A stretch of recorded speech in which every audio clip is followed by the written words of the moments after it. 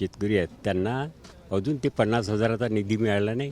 त्या तोही पाठपुरावा त्यांनी केला आणि देण्याचं त्यांनी कबूल केलं. शेतकऱ्यासाठी चांगले मोठे मोठे जे निर्णय घेतले त्यासाठी पूर्ण शेतकऱ्यामध्ये देवेंद्रजी खूप प्रिय आहे. लवकरात लवकर 50% जो आहे तो मिळावा असे आम्ही उपमुख्यमंत्री साहेबांसोबत विनंती केली. उपमुख्यमंत्री देवेंद्र फडणवीस यांनी गाव चलो अभियानाअंतर्गत हातला गावातील एका टपरीवर चाय पे चर्चा केलेली आहे.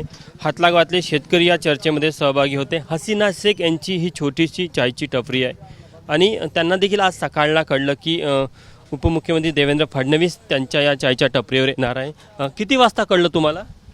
7 वाजता. बरं, काय माहिती मिळाली होती? हे की कोणी येणार आहे बा म्हणून. तर मग तयारी कशी केली?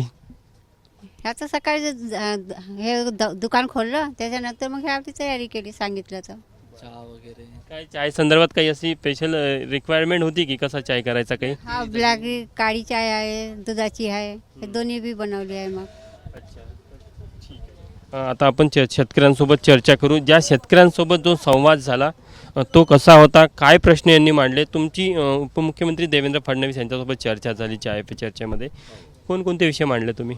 मी तो आपला कापसाला हमी भावापेक्षा जे खरेदी करतात कमी भावाने खरेदी करून राहिले तो विषय मांडला. परत जी शेततळे आहेत ते 75% अनुदान देतात पण त्यांना जास्तीत जास्त अनुदान मिळालं पाहिजे या दृष्टिकोनातून तोही प्रश्न मांडला. आणि आपलं एक तो नियमित कर्ज भरणारे लोक आहेत शेतकरी आहेत त्यांना अजून ते 50,000चा निधी मिळाला नाही.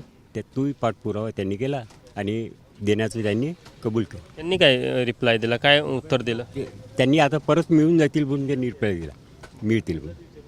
आणि परत एक आम्हाला जे वीज मिळत आहे शेतीला, पहिले सुरुवातीला 4 दिवस रात्रीची असायची, 4 दिवस दिवसाची असायची, तर ती आम्हाला आता दिवसभर 12 तास वीज मिळत आहे.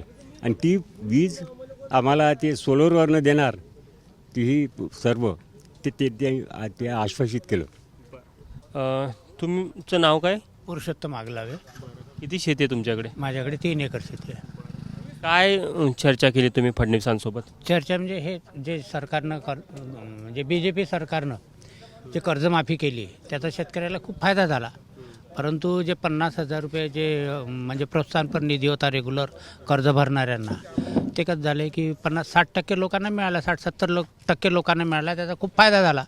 बाकी राहिलेले जे काही शेतकरी होते त्यांना जो लवकरात लवकर 50% जो आहे तो मिळावा असे आम्ही उपमुख्यमंत्री साहेबांसोबत विनंती केली. त्यांनी ती मान्य केली आणि त्यांनी सांगितलं की जे राहिलेले शेतकरी जे काही आहे 10%, 5% त्यांची तुम्ही लिस्ट पाठवा, आम्ही ते पैसे लवकरात लवकर तुम्हाला मिळवून देऊ.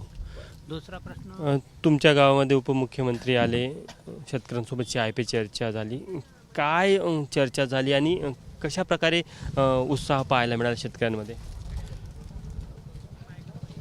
आमच्या गावामध्ये या हातल्या इथे चाय पे चर्चासाठी माननीय उपमुख्यमंत्री DCM देवेंद्रजी फडणवीस साहेब आले. लोकांमध्ये भारतीय जनता पक्षाबद्दल मोठा उत्साह आहे. देवेंद्रजी फडणवीस साहेब हे विकासात्मक दृष्टिकोनातून शेतकऱ्यासाठी चांगले मोठे मोठे जे निर्णय घेतले त्यासाठी पूर्ण शेतकऱ्यामध्ये देवेंद्रजी खूप प्रिय आहे. कालपासून देवेंद्रजी आमच्या काटोल पूर्ण विधानसभेमध्ये चर्चा करून राहिले. गाव चलो अभियान होतं, घरोघरी जाऊन राहिले. तुम्ही चर्चेत कोणते प्रश्न मांडले चाय पे चर्चेमध्ये? चाय पे चर्चेमध्ये देवेंद्रजीने जे प्रोत्साहनपर अनुदान ज्यांनी रेग्युलर जे कर्ज ज्यांनी भरते त्या शेतकऱ्यांसाठी 50,000 प्रोत्साहनपर अनुदान योजना चालू केली होती. त्याच्यात मोठ्या प्रमाणात शेतकऱ्यांना लाभ मिळाला. पण काही शेतकरी KYC न केल्यामुळे किंवा काही शेतकरी त्यांना लाभ मिळाला नाही. तो प्रश्न त्यांच्यासमोर मांडला. त्यांनी सांगितलं की लगेच तुम्ही यादी द्या DDRकडे, मी त्याचा त्वरित पैसे रिलीज करतो. आपण बघू शकतो की हातला गावामध्ये उपमुख्यमंत्री देवेंद्र फडणवीस आले, शेतकऱ्यांसोबत चर्चा झाली आणि महत्त्वाची गोष्ट की जे शेतकरी नियमित कर्ज भरतात त्यांना प्रोत्साहनपर जी निधी मिळणार जी मदत मिळणार शासनाकडनं ती योजना सुरू आहे. मात्र अनेक शेतकऱ्यांना तो निधी मिळाला नाही. काही तांत्रिक अडचणी होत्या. तो शेतकऱ्यांनी विषय मांडला. सोबतच कापसाच्या हमी भावाचा विषय देखील मांडला आणि संत्रा आणि मोसंबीचा प्रश्न देखील मांडला. तर शेतकऱ्यांसोबत जी चर्चा झाली त्यामध्ये शेतकरी आपल्याला समाधानी पाहायला मिळत आहे की फडणवीसांनी निदान चर्चा करून त्यांना एक आश्वासन दिलेलं आहे आणि ज्या समस्या आहेत त्या देखील सोडण्यासाठी ते प्रयत्न करणार असल्याचं त्यांनी सांगितलं.